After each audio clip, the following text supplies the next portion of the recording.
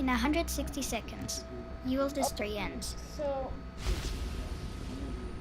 I have just This is a story about that I've never reacted because I've only posted a video like 2 minutes ago. But I do realize that that was really stupid. And I think that I shouldn't have done that. So I'm going to do a video on this.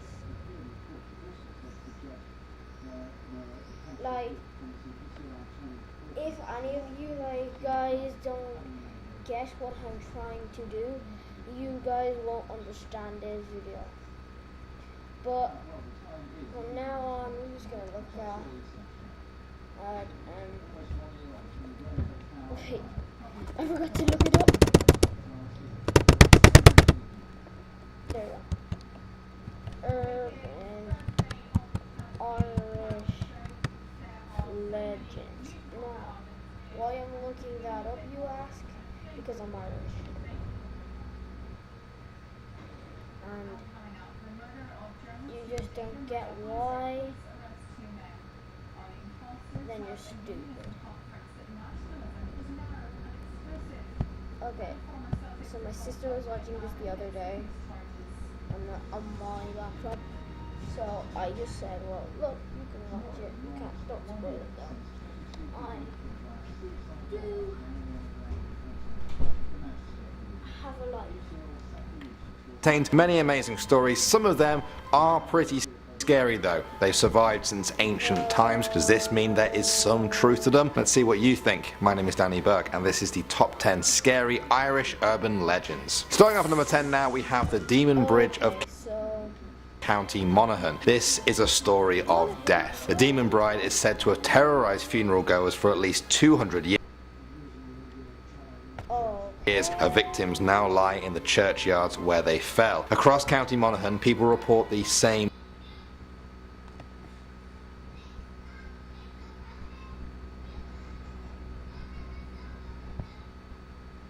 watches funerals and waits as the deceased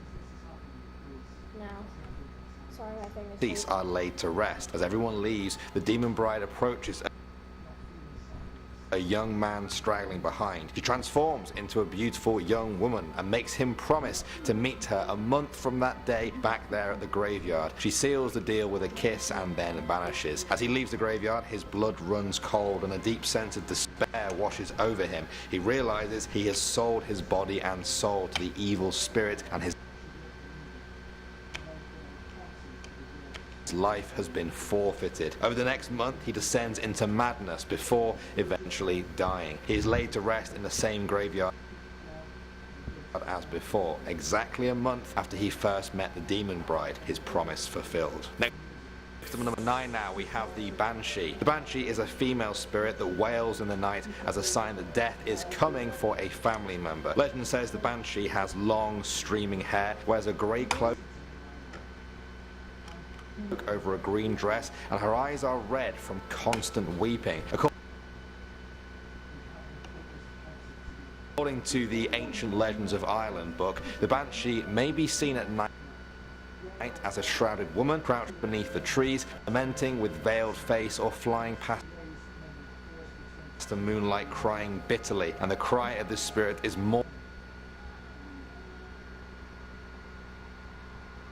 beyond all other sounds on earth and betokens certain death for some member of the family whenever it is heard in the silence of the night. Could not think of a more scary. Why am I going to the full screen? I don't care, but I can't do it. I really want to check if my mic is working. Because if my mic is testing.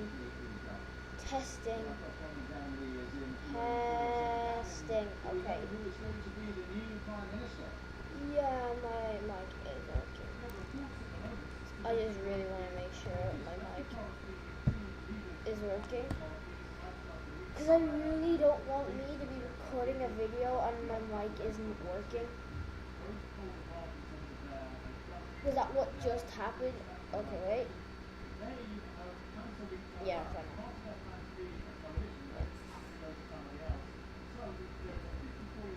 And yes, so we're gonna go back off bandicam and Scary description myself if I tried. Moving on to number 8 now, we have the Dergdu. Many countries have a vampire legend. This is the Irish one. The name translates from Irish as red bloodsucker. Originally, the Dergdu was a normal girl who lived over 2,000 years ago. She was said to be beautiful with blood red or blonde hair. Her true name has been lost in the sands of time, overshadowed by what she became. Men travelled from all over Ireland in the hopes of just being with her. However, she fell in love with a local man who was very poor. He was perfect for her, but without money, her father wouldn't. Instead, he married her off to an old, cruel man who abused her. He liked to draw blood from her while she was locked up in a tower cell. One day, she gave up hope of her true love ever rescuing her and committed suicide by refusing to eat. Her dying breath was a vengeance against the living. Her undead corpse rose from the earth on the night she was buried, thirsting for the blood that was taken from her. She was now the Dergdu, stealing blood from children, from the innocent, and especially from young men. She will call to them in the night with a haunting siren song that lured them to their deaths. Some say she still wanders the Irish countryside at night, calling out to her next victim. At number 7 now, we have the Changelings. These are mythical fairy creatures that take the place of a newborn human child that has been stolen by the fairies. The fairies will steal the child to act as a servant for them. Families would try and see if their baby was actually a changeling through a number of different ways. One of them involved placing them over a fire. If the baby was a changeling, it would leave by just climbing up the chimney. The real child would then be returned. It was thought that the fairies preferred to steal baby boys. As a result, many Irish families would dress their baby boys in dresses to confuse the fairies. Moving on to number 6 now, we have the Dullahan. The Dullahan is a headless rider of the night who carries his own head under one arm. His mouth is locked in a hideous grin that touches both sides of his head. His flesh is rotting and he uses the spine of a human for a horsewhip. His job is as a foreteller of death. When he stops riding, a person is due to die. He will call out the person's name, at which point they drop to the floor dead. There is no way to stop the Dullahan.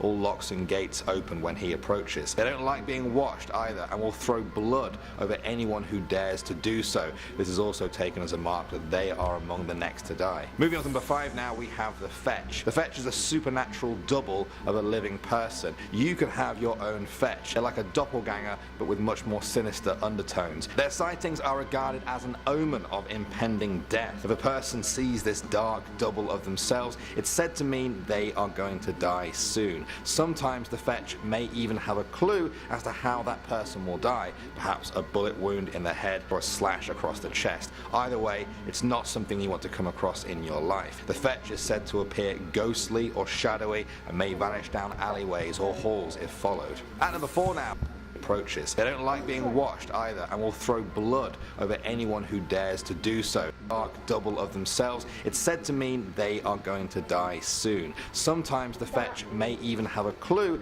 as to how that person will die, perhaps a bullet wound in the head or a slash across the chest. Either way, it's not something you want to come across in your life. The Fetch is said to appear ghostly or shadowy and may vanish down alleyways or halls if followed. At number 4 now, we have the Puka. According to Irish folklore, these are strange little creatures obsessed with causing as much havoc as possible. They visit farms and seaside communities to tear down fences and disturb the animals there. The creepy part is that the legend says the Puka sometimes just stand outside of a farmhouse and cause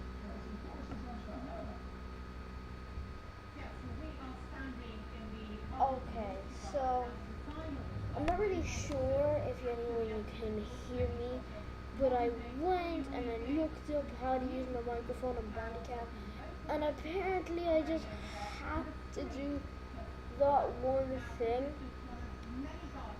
and that's why you can see my microphone bar right there. Now I would turn this on, but it's not. I can't. Just have to wait for it. Yeah. Okay.